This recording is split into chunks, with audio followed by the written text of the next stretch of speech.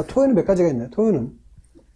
자, 토를 보면 무토기토가 있죠, 천간에. 그렇죠? 일단 무토기토 있어요. 천간에. 천간글자죠. 그 다음에 지지에는 진술, 충미 4개 있죠. 이래서 토가 사주에 가장 많죠. 가장 많죠. 이 껍데기라는 자체로 봤을 때 천간 자체는 무토기토가 당연히 존재하는 거고, 천간 자체는 존재하는 거고, 지지에 있어서는 다른 지지와 달리 4개가 존재하죠. 그 4개 자체가 다 각각 특색을 갖고 있죠. 그 4개 자체를 일종의 예를 들어서 강의를 한다 했을 때 그게 몇 시간 강의 분량이에요, 사실은. 몇 시간 강의 분량이기 때문에 뭐 그걸 강의하자는 건 아니고 개념 정리를 하고 싶은 건데, 그 6개 이제 토가 있죠. 그래서 22자 중에 6글자가 토라는 말이에요. 그렇죠? 굉장히 비중적으로도 많은 거죠.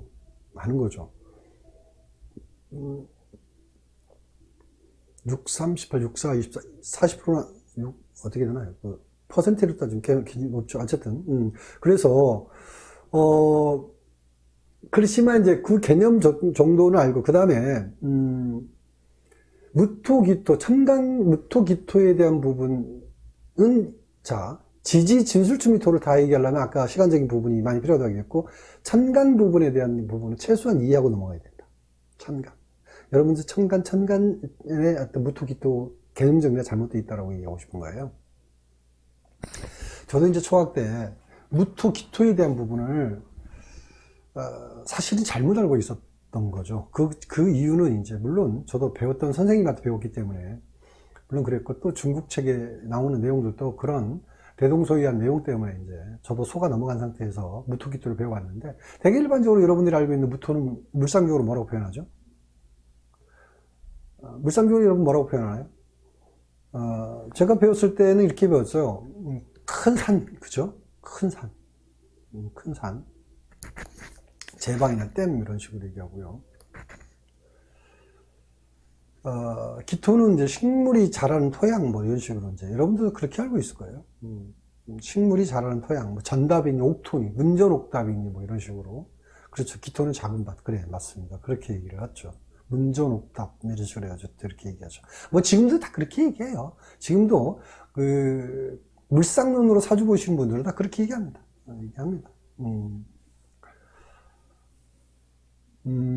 근데 이제 이렇게 이 말의 의미적, 물상적 의미 자체가 아예 엇나갔다라고 얘기하고 싶지는 않고요.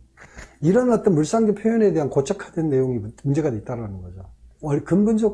근본적인 무토기토 개념을 좀 알 필요가 있다라는 거죠. 이 두 개만 파악해도 사실은 이제 사주가 달리 보이는 부분이 있습니다. 무토가 뭐고 기토가 뭐냐라는 거. 이제 화토동궁이라는 얘기를 들어봤죠. 화와 토가 같다라는 거. 그쵸? 12운석으로 또 같이 가잖아요. 그쵸? 12운석으로 병화하고 무토하고 12운석 함께 가죠. 기토하고 정화하고 12운석 함께 가죠. 그 이유가 있거든요. 뭐, 그거 이유 여기서 얘기하자는 건 아니지만, 아이고, 우리 세강님 오랜만에 오셨네요. 반갑습니다. 네, 그렇게 하십시오. 오키오님 반갑습니다. 그래서 이제 무토기토, 그 개념만 일단 정리하고 가도 사주가 다시 보인다라는 부분 얘기하는데, 일종의 이제 무토하고는 이제 병화하고 12운석으로 같이 간다고 말씀드렸죠. 같이 간다는 거는 작용력이 서로가 한 몸으로 움직인다는 개념인 거예요. 병화하고 한 몸으로 움직인다는 거거든요. 그렇죠. 결국은 병화 태양이 떠서 대지를 비칠 때 그 대지 자체가 무토라는 거죠. 결국은 병화에 의해서 무토는 길러지는 거고요. 병화 할 일은 무토에 있다라는 거고요. 서로가 상생적 개념이기 때문에 뭐라고 그러죠? 그게 화토 동궁의 개념으로 이루어진다는 얘기를 하는 거고요. 그 병화에 의해서 무토에 의해서 병화가 서로가 어떤 존재 의미가 있다는 얘기예요. 떨어질래야 떨어질 수 없는 절대성을 갖고 있는 관계라는 거죠. 그래서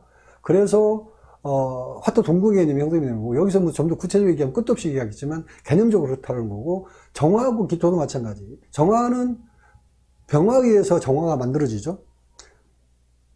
태양빛에 의해서 복사열이 만들어지잖아요. 그 복사열 자체가 정화죠. 그 정화는 혼자 존재할, 정화는 어디에 있나요? 자, 복사열이라는 거 어디에서 받아들이는 것이에요? 축적하는 곳이 땅 속에서 밖에 빛이 겨우 땅 속으로 들어가면 열로 바뀌죠. 그 열이라는 자체가 보관이 되는 곳이 어디입니까? 기토죠. 그래서 화토 동궁하는 겁니다. 이 개념만 딱 파악하면 무토 기토가 정확하게 정립이 되는 거예요.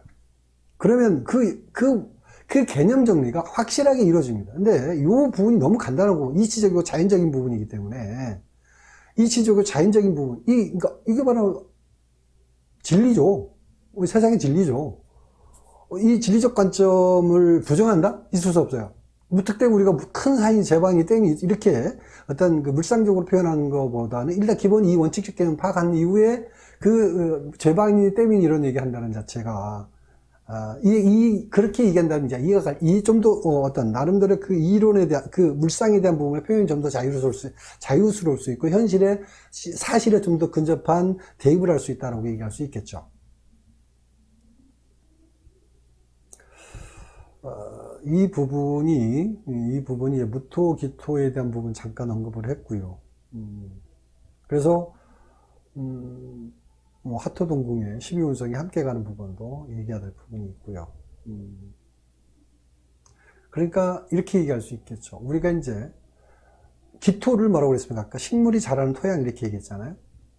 식물이 자라는 토양은 무토죠. 그죠? 왜? 빛에 의해서 식물이 자라잖아요. 대기권에서. 표면토에서. 이게 표면토라고 얘기해요. 무토를 표면토니까 식물이 자라는 토양은 무토라는 얘기예요. 근데 우리는 지금까지 뭐라고 알고 있냐? 기토가 식물이라는 토양을 알고 있고, 산에는 뭐, 산에는 큰데, 무토에는 감목이 반드시 필요하다 그러는데, 이제 그렇게 알고 있어요. 이제, 중국식 식반론에 이렇게 나와, 무토는 반드시 감목으로 봐야 된다. 저도 그렇게 알고 있었거든요. 저도 이제 어떤 천간을 제대로 파악하기 전에는 무토하고 간목은 단지 서로 절대적인 관계로 이렇게 얘기하는데 사실 그렇지가 않아요. 간목을 큰 나무 이렇게 표현해가지고 큰 산에는 큰 나무가 필요하다 이런 식으로 이제 해석을 하죠. 참 그러니까 그 간목을 동양목 그래가지고 엄청 큰 나무 개념으로 형성해가지고 이제 큰 산에 큰 나무 이렇게 얘기하는데 사실 얼토 당토 하는 그런 일종의 말 상상 속에 날개를 펴는 얘기에 불과한 거고요. 불과한 거고요. 실질적 이시적 관점은 무토는 일종의 그 대지예요. 대지. 대지에 자라는 돼지 토양에 자라는 것은 을목이지 관목이 아닙니다. 관목은 뿌리에 불과한 겁니다. 뿌리에 불과하기 때문에 기토 안에서 생장하는 거죠. 기토 안에서 생장하는. 그러니까 이렇게 또 얘기하거든요. 기토가 간목을 보면 어떻게 된다고 얘기합니까? 간목이 엄청 큰 나무가 작은 땅에서 뿌리를 내리기 때문에 기토가 뽀개진다. 뭐 이런 식으로 기토 간목가 그러니까 이런 식으로 이제 해석을 한단 말이죠. 그 상상의 날개를 펴는 얘기에 불과한 얘기야. 자연의 이치를 하면 그렇게 얘기할 수가 없거든요. 결국 간목 뿌리는 어디서 성장해야 됩니까? 기토의 따뜻한 온도, 따뜻한 일종의 정화의 온도가 담겨 있는 기토에서 뿌리가 생장할 수 있다라는 거죠. 자, 이런 부분들이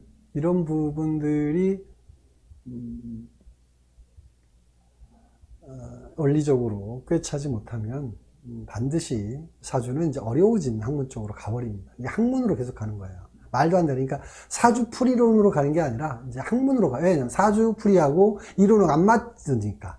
사주풀이가 이제 안 맞아요, 자꾸. 이제 그쪽으로 가게 되면 사주풀이가 안 맞으니까 이제 나는 학문하는 사람이야. 이제 학문으로 갑니다. 아니, 학문이 이론적으로 맞지 않는 학문, 자연의 이치하고 맞지 않는 학문으로 존재할 수가 없어요. 존재할 수가 없습니다. 지구상에 존재하는 모든 학문은 다 실용학입니다. 이론적으로 존재하는 물리학 자체, 그 모든 이론, 과학적 접근으로 이루어진 그 물리학이라는 그 모든 학문은 실용학이지, 학문으로서 따로 존재하는 건 없습니다. 따로는요. 그래서 자연의 이치에 맞지 않는 이론은 존재할 수 없다. 그건 나는 학문하는 사람이니까 사주 안 맞아도 돼. 사주풀이 못 해도 돼. 사주풀이하고 학문하고는 좀 달라. 이 사주 이론과 사주풀이하고는 달라. 이렇게 얘기하는 사람도 있어요. 있어요. 참 웃기는 짬뽕이죠. 그죠? 웃기는 짬뽕이죠. 그러니까 이론 자체가 사주 이론을 얘기했는데 사주풀이를 할 수 없는 이론은 이론이 아니다는 얘기를 제가 누누이 얘기하는 이유가 거기 있다는 거죠. 그래서 이런 아주 기초적인 부분도 어긋나 있기 때문에 그런 어떤 오류된 이론을 만들어내더라. 이런 얘기를 하는 거죠. 그래서 이제 무토는 양의 영역, 양권에서 자기 뜻을 펼친다라는 거. 양의 영역이라는 거 기르고 키우는 영역이고, 병화기에서 생장되는 환경에서 무토라는 영역을 병화가 키우는 거죠. 그죠?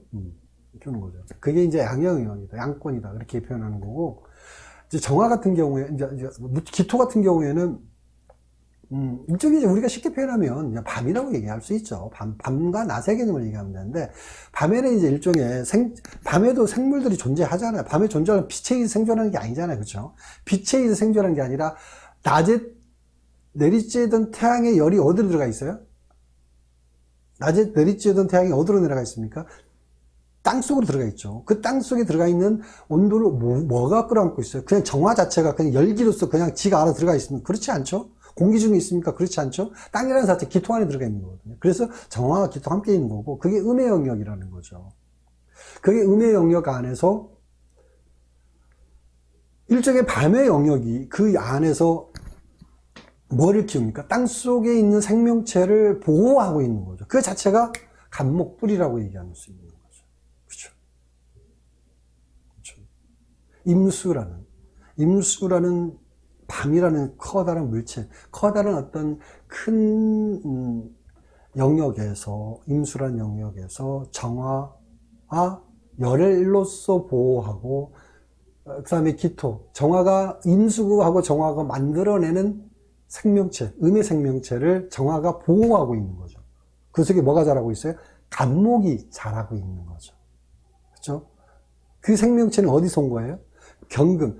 양의 영역 경금 열매에서 떨어진 게 신금이 된 거죠. 그 신금이 어떻게 해요? 떨어진 그 신금이 땅 속에 내려와서 씨앗이 된 거거든요. 그 씨앗을 임수가 껍질을 깨고 뭐하고 만들어요? 잉태하게 만드는, 생명을 잉태하게 만드는 그런 과정. 그게 지속적으로 회전하고 있는 거죠. 그런 어떤 이런 회전. 그래서 10간 12지 자체는 어떻게 만들어진 글자예요? 상형문자예요. 그죠? 여러분? 상형문자란 말이에요. 이 상형문자라는 것은 자연의 이치를 담았다라는 거예요. 그게 바로 천간지지, 사주학의 탄생 근거예요. 그런데 이렇게 얘기하는 사람이 있어요. 사주는 인간학이기 때문에 임수 자체를 얘기할 게 아니라, 기토가 임수로 보면 정제, 이렇게 표현해야 되지. 기토는 땅이고, 말하죠. 임수는 뭐 물이고, 이런 물상적으로 보면 안 된다고 얘기하는 사람도 있어요. 인간도 자연의 일부이기 때문에 자연의 기운으로서 인간을 접목시켜서 해석하는 거예요. 자연의 일부이기 때문에 자연에 귀속시켜서 해석하는 것 뿐이에요. 근데 이 사주학이라는 자체가 인간을 해석하기 위해서 탄생시킨 학문이기 때문에 십성으로만 봐야 된다라는 사람이 있어요. 정말 무식한 얘기죠. 그죠? 여러분 어떻게 생각하십니까? 아니거든요. 10간 12지는 자연 물상 그대로를 글자화 시킨 거예요. 그죠? 그게 바로 상형문자라고 얘기하잖아요. 간목 글자를 한번 봐보세요. 간목 글자가 밭전자에 뿌리를 깊게 내리고 있는 거거든요.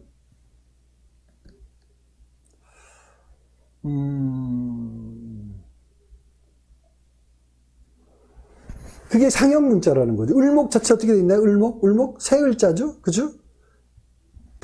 뿌리에서 나와서, 밖에 나와서 이 싹이 어떻게 해요? 옆으로 퍼지잖아요. 그 을목의 모습인 거예요. 로켓가 올라가면서 어떻게 가나요? 직선으로 쭉 올라가나요? 포물선 그렇죠. 포물선이 세 글자예요. 직선으로 각도를 놔도 지구는 둥글기 때문에 포물선 그렇게 돼 있어요. 자연스럽게. 자연스러운 거예요, 그게. 그게 다 병화라는 글자도 마찬가지고 정화라는 글자도 마찬가지고 다 글자 자체가 상형, 일종의 자연의 기운을 그대로 글자화시켜서 만들어낸 글자란 말이죠. 그러면 10간 12지는 자연의 기운이니까 인간을 거기다 접목해서 풀이는 게 물상적으로 평가해서 물상적으로 그걸 정확하게 이치적인 부분을 접목해서 사람에 적용해서 풀어내는 게 가장 정확한 거죠. 그러면 자 중요한 거 그러면 10간 12지를 가장 냉정하고 가장 정확한 이론적인 부분을 꿰차는 게 사주를 잘 볼 수 있다 이거죠. 이게 결론이에요. 이게 결론이에요.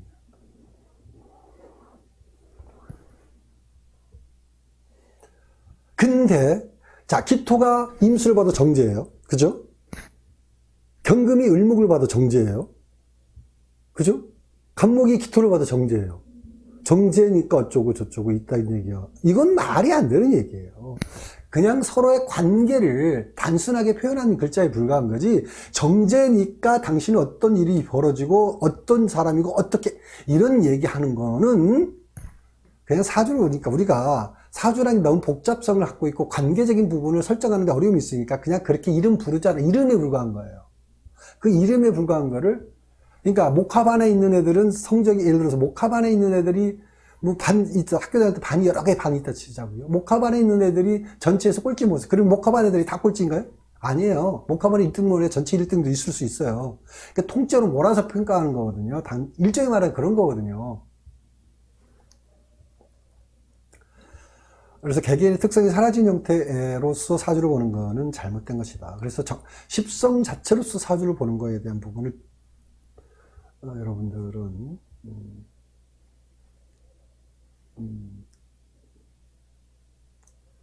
하여튼 생각을 해봐야 된다, 이렇게 말씀드리고요. 그 다음에 제가 이제 무토기토하면서 지금 이야기가 길어지는데, 그 다음에 이제 중요한 거 또 지지 있죠. 잠깐 언급하고 넘어갈게요. 잠깐 언급하고 넘어갈게요. 지지는 진술충미토죠. 진술충미토. 진술충미토는 4개나 있죠. 그렇죠? 계절을 바뀌는 관점이 나오는 거고, 음양이 바뀌는, 자, 음양이 바뀌는 건 축토와 미토죠. 그렇죠? 음양이 바뀌는 거. 그러니까 큰 틀에서 음양이죠. 가을, 그러니까 일종의 미토하고 축토는 계절에서 이제 음양의 큰 틀을 바꿔나가는 거고, 그 다음에 술토하고 진토는 물론 그것도 계절에 바뀌는 관점이지만 음양이 아닌, 그건 뭐라고 표현해야 되나? 일종의 계절의 전환점적 개념이 섞여 있는 글자라고 볼 수 있는데, 그래서 그 토라는 특징 자체는 뭐냐, 해오던 일을 매듭짓고 갈무리하는 자체가 이제 의미를 갖고 있습니다. 해오던 일을 매듭짓고 갈무리한다. 그러니까 삼합을 마무리하는 경우가 있고, 방합을 마무리, 신기한 건 방합을 마무리한 거죠. 봄, 여름, 가을, 겨울. 삼합을 마무리한 경우가 있고. 이제 이 토에 대한 특징, 진술충의 토에 대한 끝도 없이 얘기하면 간단하게 정리하고 넘어가면 어쨌든 그런 형태로 얘기할 수 있고요. 그래서 또 토라는 거는 섞일잡죠. 잡하다 그러거든요. 여러 기운이 섞여 있다 그러죠. 토 속에는 여러 가지 오행이 섞여 있어요. 여러 가지 오행이 섞여 있다고 그러는 거고요. 그래서 토라는 거는 고유한 색깔을 드러내지 않고 어떻게 합니까? 고유한 색깔을 드러내지 않고 바뀌죠. 색깔이 자꾸. 그래서 이제 헷갈리게 되니까. 색깔이 바뀐다는 거는 변질이라고 그래요. 변질. 그 변질이 되기 때문에, 그 변질은 곧 변하는 거에 대해서 사실은 껍데기는 톤데도 불구하고 내용물이 자꾸 바뀌는 거니까 이게 이제 내용물을 알 수가 없잖아요. 그래서 이제 우리가 해석할 때 어려움을 느끼는 거예요. 그래서 이제 토가 어렵다고 이렇게 얘기하는 거예요. 다른 글자가 와서 진토가 있는데, 내 팔자에 진토가 있는데 묘년이 왔어요. 그러면 이 진토가 토로서 활동하는 게 아니라 뭐로 활동한다고요? 묘년이 오면 내 팔자에 진토가, 월지가 진토예요. 그러면 토라는 글자로서 난 직업성을 유지하고 있거나 토라는 글자로서 어떤 사업을 하고 있는데 갑자기 묘년이 왔단 말이야? 묘년이 오면 이게 토라는 진토가 토로 활동하는 게 갑자기 뭐로 활동해요? 목으로 활동하는 거예요, 목으로. 갑자기 이 오행으로는 반대 방향에 있는 거잖아요? 목국토 하니까. 이게 이제 힘들어지는 거예요, 요게 이제 순간적으로 당황스러운 일들이 벌어지는 거예요. 이게. 이런 부분을 해석하는데 어려움이 있는 건데, 이 자체를 통으로 말아가지고 무슨 정제의 운이 이렇게 해석하는 거는, 이거는 이제 그냥 껍데기도 아니고 그냥 볼 수 없으니까 대충 이해하고 넘어가는 관점밖에 안 되는 거죠. 그걸 읽어줘야 된다는 거예요. 내 월지 자체가 진토인데 묘년이 왔기 때문에 갑자기 이게 색깔 반반이니까 토가 사라진 건 아니에요. 토라는 형태의 살짝 어떤 살얼음이라고 그러나요? 우리가 이제 겨울에 살얼음처럼 살짝 껍데기만 씌우고 있는 거고, 알맹이는 거의 뭐로 돼 있어요? 거의 목이라는 글자로 채워져 있다는. 그러니까 이것도 아니고 저것도 아닌 상태에서 섞여 있는 거예요. 그래서 계속 헷갈려 하는 거고, 내가 도대체 방향, 자, 그런 형태 사람은 내가 어떻게 방향을 잡고 가야 되지라는 생각을 하게 돼 있다라는 거죠. 이런 부분을 그대로 읽어줘야 된다. 그래서 엉거주춤 하게 됩니다. 월지가 진술충미 토인 사람들이 보면 되게 어떤 특정한 해가 오면 엉거주춤하는 때가 와요. 그게 왜냐면, 그게 내가 이러지도 못하고 저러지도 못하는, 뭔가 이쪽으로 확 치고 나가자니 뭔가 미심쩍은 것 같고, 이것도 아니고 저것도 아닌 것 같은 상태를 맞이하는 때가 꽤 많아요. 그게 일지나 월지가 토를 가지고 있는 사람들이 굉장히 엉거주춤한, 그래서 토가 이제 더디다고 이렇게 표현을 해요. 그런 행동을 드러내요. 그냥 단순하게 차라리 이렇게 얘기가 속편한 거예요. 그냥 일지나 월지가 토가 있는 사람인데 그런 해가 왔다 그러면 당신 이러지도 저러지 못합니다라고 그냥 그 상태만 얘기해 주면 되는 건데, 그냥 차라리 그게 정확한 표현이죠. 근데 십성으로 봐가지고 막 무슨 운이니까 당신 이거 하면 되고 막 이렇게 하면 진짜 이거 막 반드시 이거 해야 되고 이거 하면 안 되고 막 이런 얘기 하면 다 오류예요. 다 끝나는 거예요. 이것도 저것도 아닌 상태가 정답인 거거든요.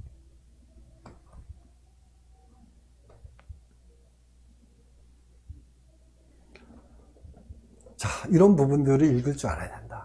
근데 이거는 이제 단순하게 제가 지금 잠깐 토에 대한 얘기 한 거 가지고, 물론 이제 아주 목마른데, 그러니까 수건에 물 적셔가지고 잠깐 빨아먹은 정도에 불과한 거고요. 물 한 컵 제대로 마시는 정도 강의가 되려면 한두 시간은 강의가 되지 않아요. 최소한 이 토에 대한 강의 하려고 있잖아요. 시간으로 따진다면 3시간, 4시간 강의가 돼야 돼요. 시간으로 따져. 이런 부분이다라고 얘기할 수 있죠. 그래서 이제 우리가 이제 일상적으로 그거를 이제 표현하는 언어적 표현이라는 게 있죠. 언어적 표현이라는 거. 언어적 표현이 매듭 짓는다, 갈무리 한다, 전환점이다, 교차로, 정거장. 그런 거죠. 섞는다, 아까 믹스한다. 또 포용하고 수용하고, 이런 부분, 이런 어떤 언어적 표현들이 이제 바로 토라는 거를 표현하는 언어들이죠.